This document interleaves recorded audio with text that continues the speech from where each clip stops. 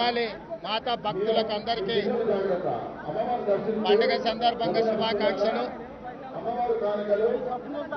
అమ్మవారి చల్లని చూపులతో తెలంగాణ రాష్ట్రం శాంతి భద్రతలతో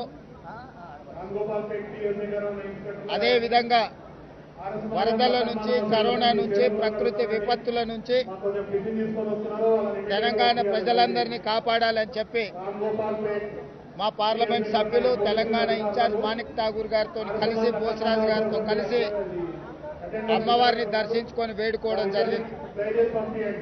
ఈ తెలంగాణ సమాజాన్ని ఉజ్జయిని మహంకాళి మాత చల్లని చూపులతో కాపాడవలసిందిగా, తెలంగాణ రాష్ట్రం ఆర్థిక సంక్షోభం నుంచి గట్టెక్కే విధంగా ప్రకృతి వైపరీత్యాలు, మానవ తప్పిదాల వల్ల వచ్చిన వరదల నుంచి ప్రజల యొక్క ఆస్తులను, ప్రాణాలను కాపాడవలసిందిగా, తెలంగాణ రాష్ట్రంలో మత సామరస్యం కాపాడవలసిందిగా, తెలంగాణ రాష్ట్రంలో అధికారంలో ఉన్న వాళ్లకు ప్రజల పట్ల కనికరం ఉండాలి, ప్రజాస్వామ్యం పట్ల నమ్మకం, విశ్వాసం కలిగించాలని చెప్పి అమ్మవారిని మేము వేడుకోవడం జరిగింది.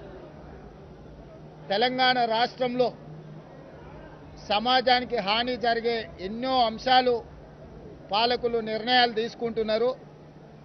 ఇది ప్రజాస్వామ్యానికే గొడ్డలి పెట్టు, ప్రజాస్వామ్యానికే ప్రమాదం ఏర్పడుతున్నది. కాబట్టి ఇక మానవ మాతృలుగా మేము చేసే ప్రయత్నాలన్నీ చేసినాం. ప్రతిపక్షాలుగా పాలకులకు చెప్పాల్సినంత చెప్పేదానికి ప్రయత్నం చేసినాం. కానీ పాలకులు ఎవరు వినాలని అనుకుంటలేరు రాష్ట్రంలో, కేంద్రంలో.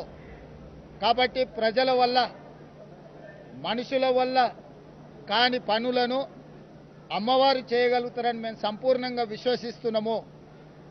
ఇక ప్రకృతే ఈ సమస్యలకు, ఈ సమస్యలను సృష్టించే వ్యక్తులకు సమాధానం చెబుతుంది.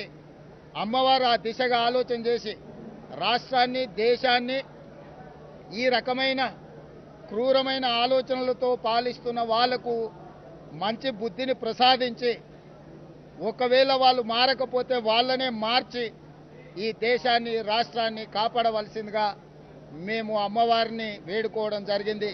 అమ్మవారి పట్ల మాకు సంపూర్ణమైన విశ్వాసం ఉంది. పోయిన సంవత్సరం, ఆ పైన సంవత్సరం కరోనా బారి నుంచి, హైదరాబాద్ను వరదల బారి నుంచి కాపాడాలని మేము వేడుకున్నాం. అది సంపూర్ణంగా జరిగింది.